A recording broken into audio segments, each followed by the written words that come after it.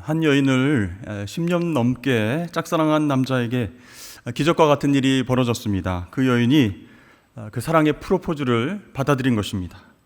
하지만 그 여인은 남자의 사랑을 확인하고 싶다 이렇게 말하면서 이것저것을 요구했습니다. 자신을 정말로 사랑한다면 하늘의 별을 따오라고 그렇게 얘기를 했습니다. 쉽지 않은 일이었지만 남자는 천신만고 끝에 하늘의 별을 따다가 안겨주었습니다. 그 여인은 그것으로 만족은 못했는지 이번에는 하늘의 달을 따오라고 그렇게 말했습니다. 별을 따는 일보다 더 어려웠지만 이 남자는 죽을 힘을 다해서 달을 땄습니다. 그리고 그 여인에게 안겨주었습니다. 그런데 마지막으로 이 여인이 한 가지 요구를 더 했습니다. 바로 남자의 어머니의 마음, 그러니까 어머니의 심장을 가져오라 이렇게 요구를 한 것이었죠.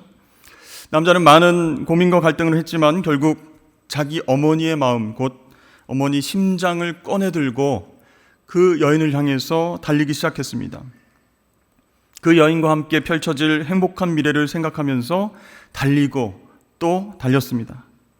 그 남자는 한참 달리다가 그만 돌뿌리에 걸려서 넘어지게 됐고 두 손에 들려있던 어머니의 심장은 언덕 아래로 굴러서 떨어지고 말았습니다.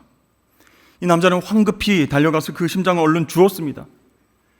흙투성이가 된 어머니의 심장은 이렇게 말했습니다. 아들아, 많이 다치지는 않았니? 여러분, 이 세상에 수없이 아름답고 소중한 단어들이 많이 있지만 이 어머니라고 하는 단어가 우리의 가슴을 뭉클하게 하는 이유는 과연 무엇일까요? 그것은 바로 사랑 때문입니다. 어머니의 사랑은 우리가 어떤 모습이든 상관없이 품어주고 희생하는 고귀한 것이기 때문입니다. 오늘 본문 말씀은 이런 어머니의 사랑보다 훨씬 더 차원 높고 근원적인 예수님의 사랑에 대해서 우리에게 말씀해 주고 있습니다.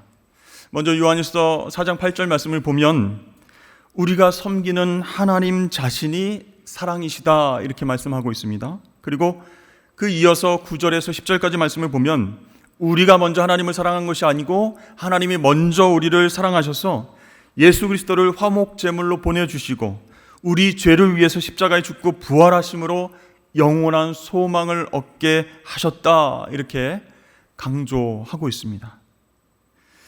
자, 그렇다면 하나님의 그 크신 사랑을 받은 우리의 상태는 어땠습니까? 사랑받을 만한 자격, 사랑받을 만한 상태에 있었습니까? 로마서 5장 8절 말씀에서 이렇게 되어 있습니다. 우리가 아직 죄인 되었을 때에 그리스도께서 우리를 위하여 죽으심으로 하나님께서 우리에 대한 자기의 사랑을 확증하셨느니라 이렇게 말씀하셨어요. 그리고 로마서 5장 10절에는 우리가 원수 되었을 때 이렇게 이야기하고 있습니다. 우리가 죄인 되었을 때, 원수 되었을 때 그때 우리를 버리지 않으시고 우리를 향한 자신의 사랑을 확증하셨다 이렇게 말씀하죠. 여러분, 이게 무슨 말입니까? 하나님 사랑을 받을 자격이 전혀 없는 우리였다 그런 얘기입니다. 도리어 우리가 심판받아야 할 죄인이고 원수 되었을 때에 하나님 전적인 은혜로 하나님 사랑을 받게 됐다 그런 얘기입니다. 도저히 사랑할 수 없는 원수와 같은 사람을 품는 사랑, 죄인인데 불구하고 그 죄인을 위해서 자신을 희생해서 내오는 것, 그것이 바로 하나님의 사랑이다라고 말씀하죠. 그래서 이 하나님의 사랑은 세상의 사랑과는 다르다라고 말할 수 있어요. 세상의 사랑이 조건적인 사랑이었다면 하나님 사랑은 그럼에도 불구하고 사랑, 무조건적인 사랑이라는 것입니다. 여전히 부족하고 때로 자신에게 가슴이 찢어질 것 같은 아픔을 주고 미워할 수밖에 없는 명백한 이유가 많이 있다고 할지라도 그것을 용서해 주시고 품어주시는 것, 그것이 바로 하나님의 사랑인 줄로 믿습니다. 여러분, 우리가 처음으로 주님을 만날 때 어땠습니까? 모든 죄를 회개하고 신앙과 삶에서 아무런 문제가 없을 때 주님께서 우리를 만나주시고 회복시켜 주셨습니까? 아니죠. 결코 그렇지 않았습니다. 우린 죄도 있었고 문제도 많았습니다. 하나님 앞에 도저히 설 수 없는 강팍한 죄인의 모습이었어요. 그런 우리를 주님이 먼저 용서하셨다는 것입니다. 하나님은요, 이런 사랑을 이제 우리에게 요구하고 계십니다. 이 사랑은요, 우리에게 취사 선택에 있는 문제가 아니라는 거예요. 하나님 자녀라면 마땅히 감당해야 할 사랑이고 감당할 수밖에 없는 사랑이다라는 것이죠. 근데 왜 우리는 그런 감당 못할 큰 은혜와 사랑을 받았는데 왜 그 사랑을 다른 사람들에게 베풀지 못하며 살아갈 것일까? 왜 그 사랑을 실천하지 못하며 살아가는 것일까요? 성경에 보면 사랑하지 아니하는 자는 하나님을 알지 못하기 때문이다 이렇게 말씀하고 있어요. 다시 말해서 자신에게 베풀어 주신 하나님의 사랑이 얼마나 귀하고 하나님의 용서가 얼마나 큰지 깨닫지 못하기 때문에, 온전히 알지 못하기 때문에 진짜 사랑을 베풀 수 없는 거예요. 그래서 정말 하나님 나를 향한 사랑이 너무 가슴 벅차구나, 정말 용서할 수 없는 죄인인데 나를 품어주셨구나, 온몸으로 체험하고 온전히 그 사랑을 아는 사람만이 하나님 베풀어 주신 그 사랑으로 우리 가족을 사랑하고 이웃을 사랑하고 소외된 사람을 사랑할 수 있게 된다라는 것입니다. 그리고 그 사랑의 결과는 성도들이, 우리 믿는 사람들이 서로 사랑을 실천할 때에 삶 속에서 계속 이루어지는 것이다 라는 것입니다. 교회에 다니는 한 청년의 이야기입니다. 그 청년은 어린 시절에 부모님이 이혼을 했어요. 아버지는 이혼과 동시에 젊은 여인을 만나서 결혼을 했습니다. 그런데 이 어머니는 그 청년과 어린 남동생을 데리고 그렇게 세 식구가 살아가게 됐습니다. 근데 이 어머니가 이혼할 때에 정상적으로 위자료 문제도 해결되지 않고 지병이 있어서 계속 앓고 있었어요. 그래서 이 청년의 어머니는 공장에도 다니고 식당에도 다니고 열심히 일했지만 끊임없이 드는 그 약값, 또 두 아들의 뒷바라지로 인해서 가난한 삶을 살 수밖에 없었다는 것입니다. 밤늦게 청년이 울면서 담당 목사님에게 전화를 했어요. 사연을 들어보니까 굉장히 기가 막힙니다. 이 어머니가 너무 아파서 일은 고사하고 병원에 가야 되는데 돈은 없고, 오래전에 사다 놓은 라면도 다 떨어졌고 집안에 먹을 것이라고는 아무것도 없었습니다. 이 청년이 아르바이트를 하고 있었는데 월급이 나오려면 한참 있어야 합니다. 너무 힘든 나머지 어렸을 때 이후에 처음으로 자신의 아버지를 찾아가기로 결심을 했다는 거예요. 그동안 힘든 일이 있고 아쉬운 일이 있어도 이를 악물고 우리 힘으로, 내 힘으로 버텨보겠다 했는데 다시는 아버지 보지 않겠다 이렇게 살아왔는데 현실이 너무 힘들어서 작정하고 그 아버지를 찾아갔다는 거예요. 많은 거 바라지 않고 다만 한 달 정도의 생활비만 좀 빌려주십시오, 그것을 얻기를 바라는 마음으로 주소를 물어서 아버지 집에 도착했는데 그 순간, 그 집에 도착한 순간 눈물이 왈칵 쏟아졌습니다. 왜냐하면 그 아버지가 살고 있는 집이 너무나 크고 너무 화려했기 때문이에요. 이 청년의 마음속에 진짜 우리는 이렇게 고생하고 있는데, 그런 생각이 드니까 갑자기 눈물이 확 쏟아지는 거예요. 그래도 청년은 마음을 가다듬고 초인종을 눌렀습니다. 새엄마라고 하는 분이 인터폰을 받았고 다시 아버지가 인터폰을 넘겨받았는데 한 번 나와보지도 않고 얼굴을 바라보지도 않고 매몰차게 가라고 소리를 쳤습니다. 그 청년이 거기서 무너진 거예요. 서러움 때문에 그 자리에서 엉엉 울었습니다. 그래서 그때 당시의 상황은, 그 마음은 정말 아버지를 죽이고 싶은 마음, 그런 마음이 막 솟구쳤어요. 분하고 정말 고통스럽고 힘들어서 그 집 앞에서 엉엉 울었다고 합니다. 그런데 청년이 한참 울다가 그 담당 목사님 생각나서 전화를 한 거예요. 그렇게 입을 열었습니다. 정말 아버지를 죽이고 싶도록 미웠는데, 아직도 그 집 앞에 있는데 분해서 몸이 떨리고 있는데 예전에 들었던 설교 말씀이 생각나더라는 거예요. 하나님이 도저히 용서할 수 없는 우리를 용서하시고 품을 수 없는 우리를 품어주셔서 새로운 생명을 우리가 얻었습니다. 그리고 하나님께서 우리도 그렇게 살기를 원하십니다 라고 하는 내용의 설교 내용이 그때 생각이 난 거예요. 성령께서 생각나게 하신 거예요. 그 말씀이 기억난 후에 그 청년은 담당 목사님한테 전화로 그렇게 고백했습니다. 목사님, 예수님의 사랑으로 나는 내 아버지를 용서하겠습니다. 예수님의 사랑으로 나는 아버지를 사랑하도록 하겠습니다. 여러분, 하나님은 우리의 모습과 상관없이 우리를 사랑하셨습니다. 우리가 죄인 되었을 때, 원수 되었을 때 하나님이 먼저 사랑하신 거예요.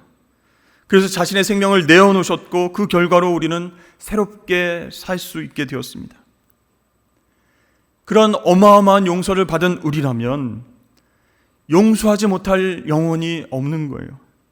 그런 어마어마한 사랑을 받은 우리라면 사랑하지 못할 영혼이 없다라고 할 수 있는 것입니다.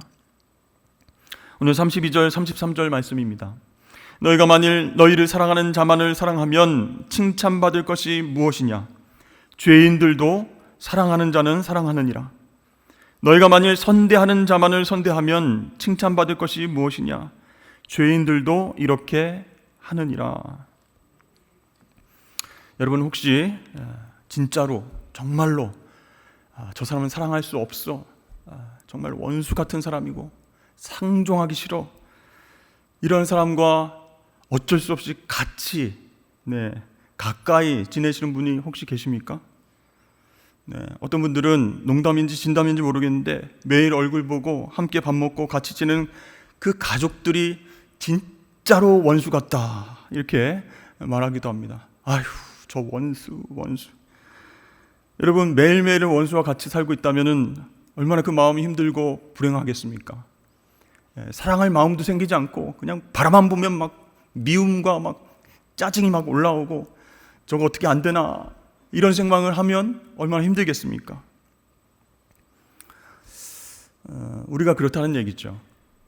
사랑하는 가족임에도 불구하고, 가까이 지내는 사람임에도 불구하고 원수처럼 말하고 대할 때가 많다는 겁니다.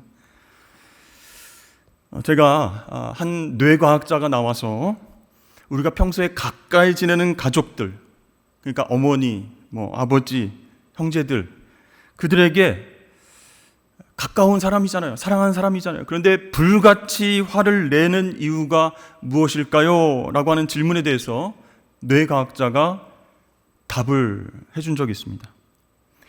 우리 뇌에는 나를 인지하는 그 영역이 있고 타인을 인지하는 영역이 있다고 합니다. 그런데 나와 가까운 관계일수록 그 사람이 나를 인지하는 뇌 영역에 저장된다는 거예요.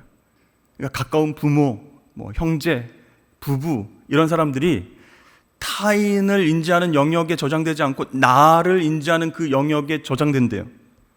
그래서 내가 나라고 인지할 정도로 가깝기 때문에 그 가까운 사람들, 그들을 내가 마음대로 통제하고 싶어 한다는 거예요. 그래서 가깝게 지내는 부모님을, 자녀들을, 형제들을 나와 다른 존재로 인정하는 것이 아니라 나와 똑같은 한 몸이다, 이렇게 뇌에서 인지하기 때문에 내 마음대로 통제하려고 하는. 근데 통제되지 않으면 어떻게 돼요? 불같이 화를 내는 거예요. 내가 나를 통제하지 못하는 상황이면 짜증나고 힘들잖아요. 근데 내가 가깝게 여기는 부모, 형제, 부부가 나를 인지하는 영역에 저장되어 있기 때문에 그 사람들이 내가 통제하는 대로 안 움직여주면 나한테 화를 내는 것처럼 상대방에게도, 가까운 사람들에게도 불같이 화를 낸다는 거예요. 그러면 어떻습니까? 맞는 말 같습니까? 자, 그렇다면 그 이론에 의하면 이제부터 우리는 가까운 사람들, 사랑하는 사람들을 증오하는 마음, 미워하는 마음이 생길 때 뇌과학적으로 어쩔 수가 없구나. 그렇게 화내는 것이 당연하구나. 계속 화내야지. 여러분, 이렇게 생각하시겠습니까? 아니라는 거죠.